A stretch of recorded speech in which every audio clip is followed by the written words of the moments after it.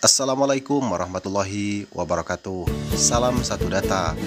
Kembali bersama Ahad Channel 12. Kali ini saya akan berbagi informasi ya kawan-kawan mengenai soal-soal pilihan P3K Kompetensi Teknis tahun 2024 dalam bidang jabatan Satuan Polisi Pamong Praja. Untuk lebih jelasnya, simak soal-soalnya sampai selesai ya kawan-kawan. Semoga kawan-kawan yang ikut tes nanti lulus dan mendapatkan hasil yang memuaskan. Selamat belajar. Baiklah, kita mulai dengan soal yang pertama. Undang-Undang Nomor 23 Tahun 2014 tentang Pemerintahan Daerah mengatur kewenangan pemerintah daerah untuk menjaga ketentraman dan ketertiban umum. Manakah dari berikut ini yang paling tepat menjelaskan prinsip dasar dalam menjalankan kewenangan tersebut? A. Mengedepankan tindakan persuasif untuk mencegah gangguan keamanan. B. Melakukan koordinasi dengan lembaga terkait guna menciptakan lingkungan yang aman. C. Memberikan pelatihan bagi anggota Satpol PP untuk meningkatkan profesionalitas. D. Melakukan evaluasi rutin terhadap kegiatan pengamanan untuk efektivitas tindakan. E. Melibatkan partisipasi masyarakat dalam menjaga ketentraman dan ketertiban umum. Jawaban yang paling tepat untuk soal nomor 1 ini adalah E. Melibatkan partisipasi masyarakat dalam menjaga ketentraman dan ketertiban umum. Prinsip dasar dalam menjalankan kewenangan pemerintah daerah terkait ketentraman dan ketertiban umum adalah melibatkan partisipasi masyarakat. Hal ini penting karena masyarakat memiliki peran kunci dalam menciptakan dan menjaga ketentraman serta ketertiban di lingkungan mereka. Partisipasi masyarakat dapat mencakup peran aktif dalam kegiatan pengawasan, pemberian informasi terkait potensi gangguan ketertiban, serta kerjasama dengan aparat keamanan dalam menangani masalah-masalah yang muncul. Kemudian kita lanjut ke soal nomor 2. Berdasarkan Peraturan Pemerintah Nomor 16 Tahun 2018 tentang Satpol PP, peran utama Satpol PP dalam menjaga ketertiban umum mencakup beberapa fungsi berikut, kecuali A. Memelihara ketertiban umum dan ketentraman masyarakat. B. Melakukan koordinasi dengan aparat keamanan lainnya. C.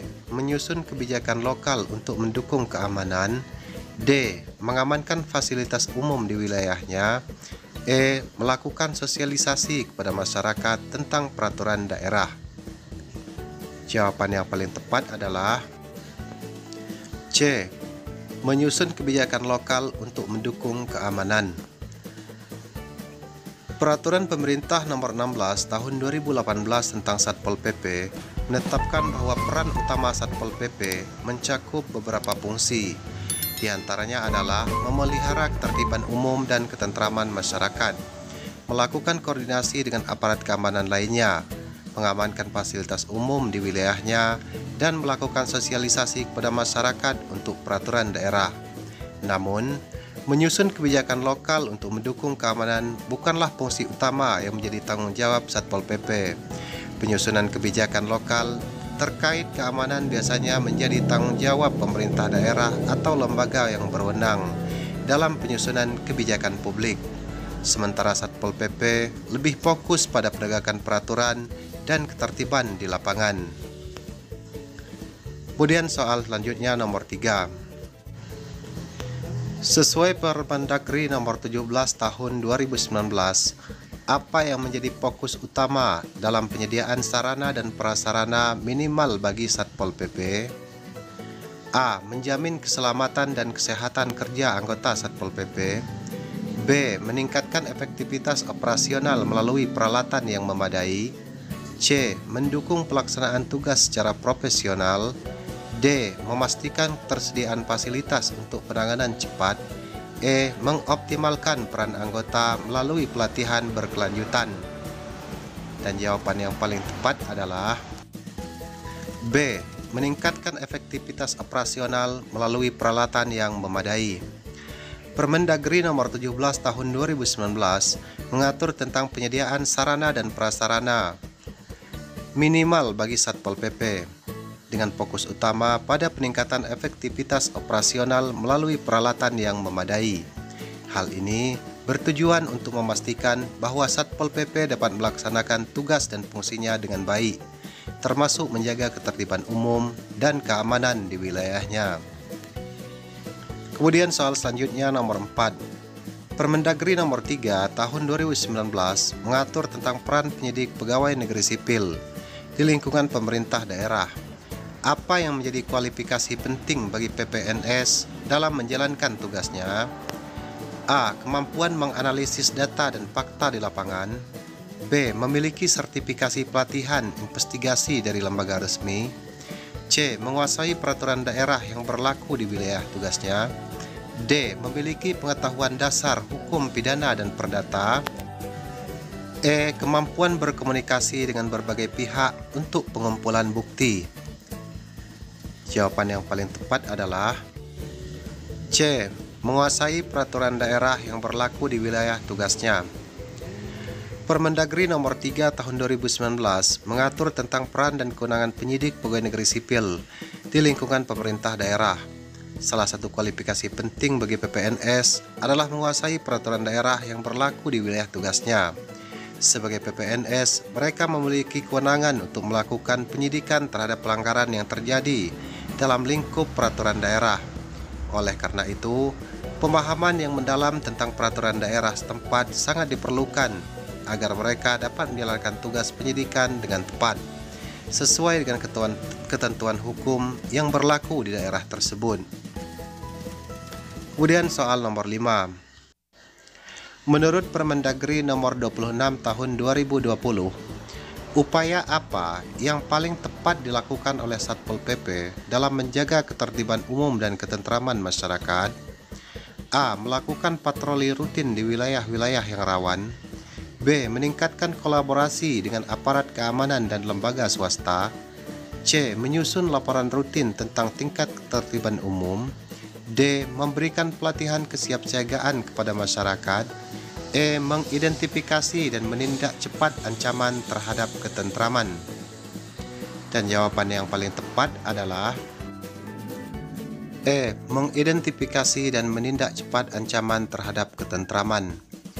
Menurut Permendagri nomor 26 tahun 2020, salah satu upaya utama yang paling tepat bagi Satpol PP dalam menjaga ketertiban umum dan ketentraman masyarakat adalah mengidentifikasi dan menindak cepat ancaman terhadap ketentraman. Hal ini mencakup kemampuan untuk mendeteksi potensi gangguan ketertiban di masyarakat dan segera mengambil tindakan preventif atau responsif agar masalah tidak berkembang lebih besar. Kemudian kita lanjut ke soal yang ke-6. Berdasarkan Permendagri nomor 23 tahun 2023 tentang SOP dan kode etik Satpol PP, manakah dari berikut ini yang merupakan prinsip kode etik Satpol PP? A. Mengutamakan kepentingan umum di atas kepentingan pribadi. B. Menjunjung tinggi integritas dan kejujuran dalam bertugas. C. Melakukan tindakan dengan profesional dan sesuai prosedur. D. Berperilaku adil dan tidak diskriminatif terhadap masyarakat. E. Menjalin kerjasama dengan pihak terkait secara transparan. Jawaban yang paling tepat adalah B. Menjunjung tinggi integritas dan kejujuran dalam bertugas. Menurut Permendagri nomor 23 tahun 2023 tentang SOP dan kode etik Satpol PP, salah satu prinsip utama dari kode etik Satpol PP adalah menjunjung tinggi integritas dan kejujuran dalam bertugas. Hal ini mencakup pentingnya bertindak dengan kejujuran, moralitas yang tinggi, dan tidak melakukan tindakan yang bertentangan dengan etika dan hukum saat menjalankan tugasnya. Kemudian soal nomor 7. Peraturan Pemerintah nomor 2 tahun 2018 mengatur tentang standar penerapan minimal untuk Satpol PP. Standar ini diadakan untuk A. Memastikan efisiensi dan efektivitas dalam pelaksanaan tugas Satpol PP. B. Memberikan panduan untuk pelaksanaan tugas yang tepat sasaran. C. Menjamin keterpaduan antara peraturan pusat dan daerah. D. Menetapkan tolak ukur keberhasilan operasi Satpol PP di berbagai daerah. E. Mendukung pemberdayaan masyarakat dalam menjaga ketertiban. Jawaban yang paling tepat adalah A. Memastikan efisiensi dan efektivitas dalam pelaksanaan tugas Satpol PP. Peraturan Pemerintah Nomor 2 Tahun 2018 mengatur tentang standar penerapan minimal untuk Satpol PP dengan tujuan utama untuk memastikan efisiensi dan efektivitas dalam pelaksanaan tugas Satpol PP. Standar ini dirancang untuk memberikan pedoman yang jelas mengenai apa yang harus dipenuhi oleh Satpol PP dalam menjalankan tugasnya, sehingga tugas-tugas seperti menjaga ketertiban umum dan penegakan peraturan daerah dapat dilaksanakan secara lebih terstruktur, efisien, dan efektif. Kemudian soal nomor 8. Dalam menjalankan tugasnya sesuai dengan Permendagri 121 tahun 2018, tindakan Satpol PP yang paling efektif untuk menciptakan lingkungan aman dan nyaman adalah A. Melakukan pendataan dan pemetaan terhadap area rawan gangguan ketertiban. B. Mengoptimalkan program pendidikan dan penyuluhan bagi masyarakat. C. Mengutamakan pendekatan humanis dan penanganan konflik. D. Melibatkan masyarakat dalam kegiatan patroli dan keamanan lingkungan. E. Menggunakan teknologi untuk pemantauan wilayah secara real time. Jawaban yang paling tepat adalah C. Mengutamakan pendekatan humanis dalam penanganan konflik. Menurut Permendagri 121 tahun 2018, salah satu tindakan yang paling efektif bagi Satpol PP untuk menciptakan lingkungan yang aman dan nyaman adalah mengutamakan pendekatan humanis dalam penanganan konflik.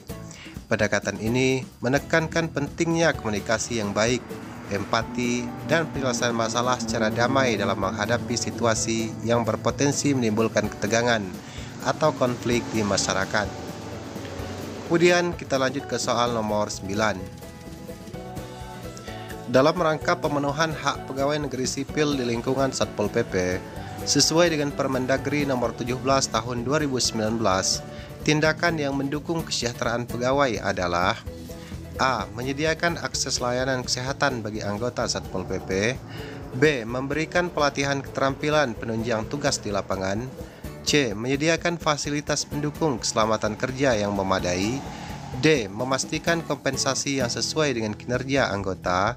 E. Mendorong peningkatan karir sesuai dengan kompetensi dan pengalaman. Jawaban yang paling tepat adalah C. Menyediakan fasilitas pendukung keselamatan kerja yang memadai. Dalam Permendagri Nomor 17 Tahun 2019, salah satu langkah yang mendukung kesejahteraan pegawai di lingkungan Satpol PP adalah menyediakan fasilitas pendukung keselamatan kerja yang memadai. Hal ini mencakup penyediaan alat pelindung diri atau APD yang sesuai, kendaraan operasional yang aman, serta fasilitas lainnya yang mendukung keselamatan anggota Satpol PP dalam menjalankan tugasnya di lapangan.